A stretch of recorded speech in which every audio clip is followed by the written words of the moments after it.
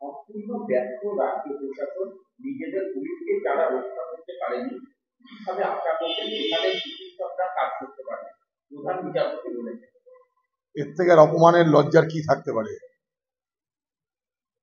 পশ্চিমবঙ্গ সরকারের যিনি নেত্রী, তার যদি কোনো লজ্জাবোধ অপমানবোধ থাকে, তাহলে বিচারপতির এই কথা নিশ্চয়ই তাকে অপমানিত করবে। পশ্চিমবঙ্গে যা কিছু ঘটছে, আর.জি. কর মেডিকেল কলেজের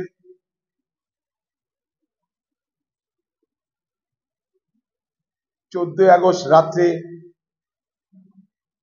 আরেকটা যেটা বিভীষিকার ঘটনা দেখলাম, আমি খুব দায়িত্ব নিয়ে বলতে পারি, সেই সমস্ত ঘটনায় সরাসরি বাংলার মুখ্যমন্ত্রীর সমর্থন আছে, প্রশ্রয় আছে।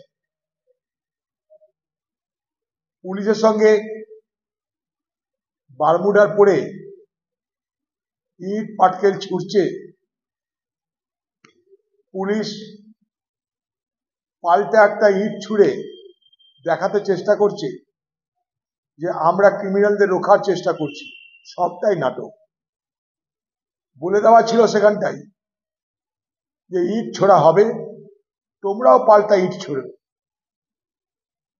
পশ্চিমবঙ্গের পুলিশকে যদি বলা হয় তোমাদেরকে কেউ ইট ছুড়লে তোমরা অন্য কিছু না করে শুধু ইট ছুড়বে, তাহলে সেই পুলিশের উপরে বিচারপতি কেন বাংলার কারোরই আস্থা থাকার কথা নয়, এবং সেটা নেইও। পশ্চিমবঙ্গের পুলিশের যারা কর্তা বিধাতা, তারা সব তৃণমূল পার্টির কৃতদাস। তাই স্বাভাবিকভাবেই সেই সমস্ত মাজা ভাঙা পুলিশের যারা কলকাতার আধিকারিক, আমার মনে হয় তাদেরকেও ডেকে সিবিআই জিজ্ঞাসাবাদ করা উচিত। কারণ তাদের বিনা প্রশ্রয়ে একটার পর একটা এই রকমের বিভৎস ঘটনা এ বাংলায় ঘটতে পারে না। প্রত্যেকটা ঘটনার পিছনে বাংলার মুখ্যমন্ত্রীর স্পষ্ট নির্দেশ, আদেশ, প্রশ্রয় আছে।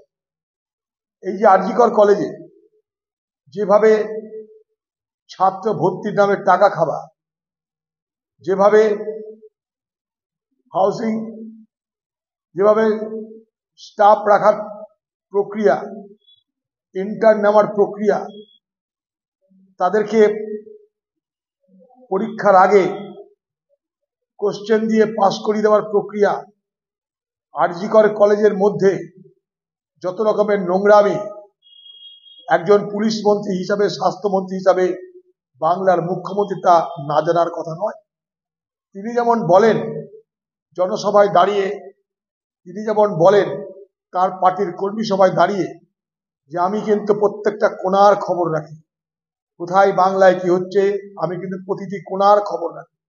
তাই যদি হয় তাহলে তার আমলে, তার মুখ্যমন্ত্রীদের আমলে, যিনি যখন পুলিশ মন্ত্রী, তিনি যখন স্বাস্থ্যমন্ত্রী, তখন আর.জি. কর কলেজে কি কি ঘটনা ঘটেছে আপনি কি সব ব্যাপারে অজ্ঞ ছিলেন, অজ্ঞান ছিলেন, অন্ধ ছিলেন, না জানতেন না? আরেকটা জিনিস লক্ষণীয় এখানটাই, যে যিনি তৃণমূলের বীর সেনাপতি, সে হঠাৎ করে চুপ করে গেছে। এনকাউন্টার বালা হঠাৎ করে এনকাউন্টার বন্ধ করে এখন ঘুমাচ্ছে। কারণটা কি? এটা আরেকটা রহস্যজনক লাগছে আমার কাছে। কারণ সমালোচনা এই সরকারের বিরুদ্ধে যে তোলা হচ্ছে, এই সমালোচনাটা কি তার দলের সেনাপতির প্রত্যক্ষ বা পরোক্ষ মদতে তোলা হচ্ছে? সেটাও কিন্তু আমার কাছে আরেকটা প্রশ্ন। কারণ সেনাপতির চুপ, পিসি একাই দাপিয়ে বেড়াচ্ছে, ধমকি হুমকি যা এখন পিসি দিয়ে বেড়াচ্ছে, সেনাপতি কিন্তু চুপ হয়ে আছে। এর পিছনে রহস্যটা কি এটাও জানা দরকার।